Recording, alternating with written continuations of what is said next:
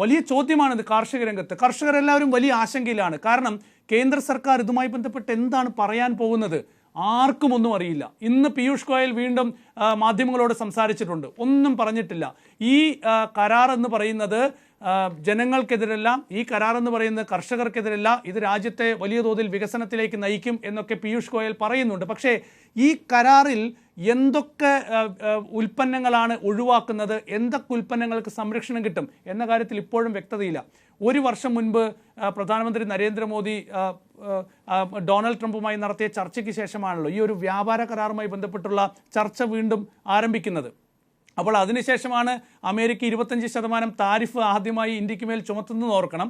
അതിനുശേഷമാണ് പിന്നീട് റഷ്യയിൽ നിന്ന് എണ്ണ ഇറക്കുമതി ചെയ്യുന്നു എന്നാരോപിച്ച് വീണ്ടും 25% താരിഫ് ചുമത്തുന്നതെന്ന് ഓർക്കണം. പക്ഷേ അതിൻ്റെ എല്ലാത്തിൻ്റെ ഒരു ബേസ് എന്ന് പറയുന്നത് എന്താണെന്നറിയാവോ? ഈ വ്യാപാര കരാറുമായി ബന്ധപ്പെട്ട് ഇന്ത്യ സ്വീകരിച്ചൊരു നിലപാടായിരുന്നു. അത് കാർഷിക ഉൽപ്പന്നങ്ങളുടെ കാര്യത്തിൽ, അതുപോലെ തന്നെ ഡയറി ഉൽപ്പന്നങ്ങളുടെ കാര്യത്തിൽ, പാലുൽപ്പന്നങ്ങളുടെ കാര്യത്തിൽ അമേരിക്കയ്ക്ക് ഇന്ത്യൻ വിപണി തുറന്നു കൊടുക്കണം എന്ന ഡൊണാൾഡ് ട്രംപിൻ്റെ ആവശ്യം അംഗീകരിക്കാത്തതുകൊണ്ടായിരുന്നു. പെട്ടെന്ന് എന്താണ് ഒരു മാറ്റം ഉണ്ടായത്? നമുക്ക് മനസ്സിലാവുന്നില്ല. പെട്ടെന്നൊരു സുപ്രഭാതത്തിൽ ഇതാ വലിയൊരു മാറ്റമുണ്ടാകുന്നു. ഡൊണാൾഡ് ട്രംപ് പ്രഖ്യാപിക്കുന്നു ഇന്ത്യയും അമേരിക്കയും തമ്മിലുള്ള വ്യാപാര കരാറായി എന്ന് ട്രംപ് പ്രഖ്യാപിക്കുന്നു. മോദി താങ്ക്സ് പറയുന്നു. പീയൂഷ് ഗോയൽ പിന്നീട് ഓൺലൈൻ വഴി ഈ കരാറായി എന്ന് പറയുന്നു.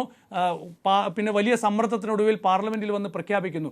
ഒരു പാർലമെൻറ്റ് സമ്മേളനം നടക്കുമ്പോൾ ഇന്ത്യയും അമേരിക്കയും തമ്മിലൊരു കരാറുണ്ടായി എന്നത് മറ്റ് അമേരിക്കൻ പ്രസിഡന്റ് ഡൊണാൾഡ് ട്രംപ് പ്രഖ്യാപിക്കുന്നു എന്ന് പറയുന്നത് എത്രത്തോളം പരാജയമാണെന്ന് ആലോചിക്കണം. അപ്പോൾ ഒരു രാഷ്ട്രീയ നേതൃത്വത്തിൻ്റെ വലിയ പരാജയം ഇവിടെയുണ്ട്.